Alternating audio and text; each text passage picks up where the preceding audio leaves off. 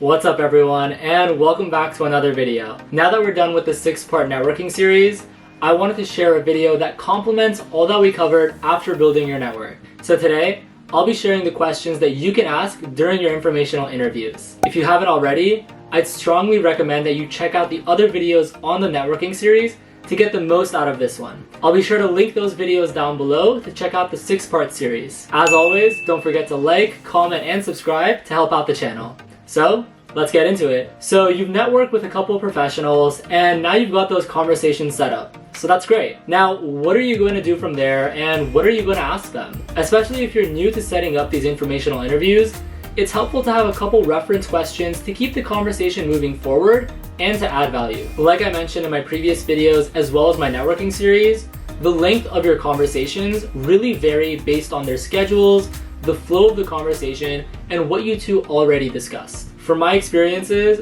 they can be a 5-minute phone call during the week that gets cut short because something comes up, to even a 2-hour in-person coffee chat on the weekends. On average though, I'd recommend shooting for a 20 to 30-minute conversation, usually at the max. They're likely to be busy, but if you do have more questions to ask, I'll share with you at the end of this video how to keep that conversation going. The first thing that you should always keep in mind when going into these informational interviews is to always be friendly, respectful, and to thank them for their time. They chose to spend those next few minutes to talk with you, so like I mentioned in my previous videos, always show appreciation. Try to keep the first minute or two to just break the ice and get a feel for each other. It's always best to steer clear of conversations regarding hot topics like religion or politics and sometimes even sports. From there, find the natural transition into the purpose of your call. If you find it difficult to transition and get into the purpose of your call, what I usually do is thank them for their time and get started by telling them that I'm interested in learning more about the firm, their position, or the work environment altogether,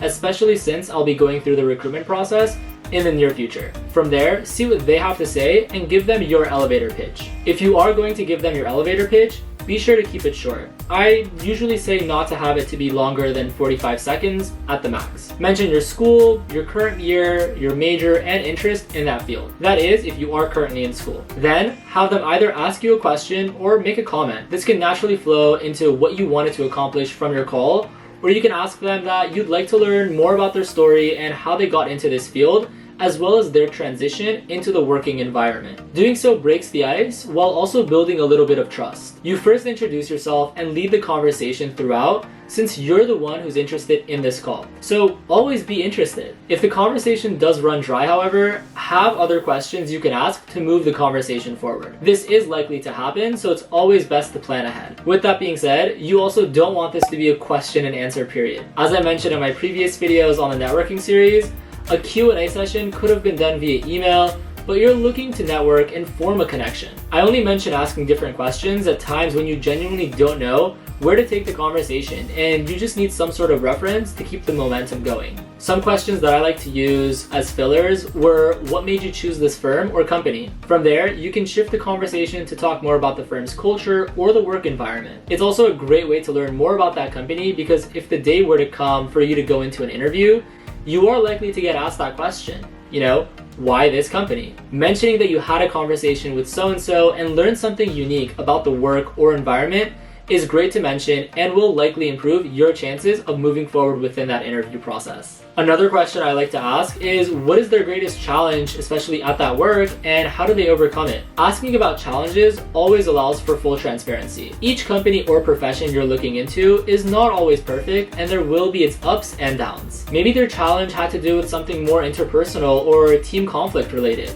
But what if it was something that's more management focused? Knowing this ahead of time keeps you prepared for those potential rainy days and how you can overcome them. Another really great question to ask is about their projects. Every line of work will have its own type of projects, and they'll all be different in some shape or form. Learning about the projects gives you a better perspective in determining whether you see yourself doing what they're doing. Ask them about their responsibilities on that project or what the takeaway was from that experience. Certain industries are sometimes unable to share details on ongoing projects or clients due to privacy disclosures, but they are able to give you a general overview about their work. Again, this lets you see whether what they do is something that you can see yourself doing in the future. I remember having phone calls where after asking that question, I sometimes realized the work that they were doing was not what I see myself doing, and that's completely fine.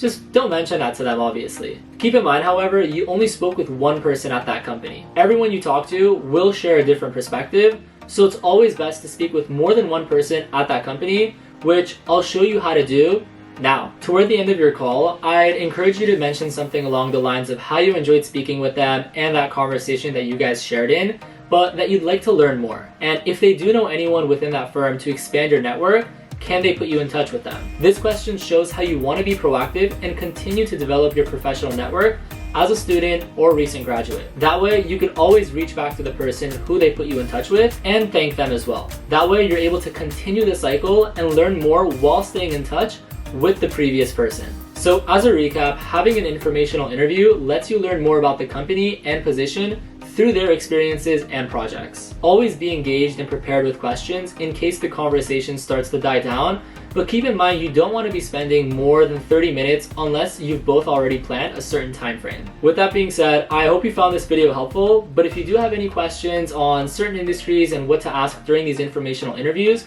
be sure to leave them in the comments down below for me to gladly answer them. If you'd like to learn more about networking or interviewing in general, feel free to check out my website, ryanrafi.com, where I can provide one-on-one insight on all your professional needs. Thanks, until next time.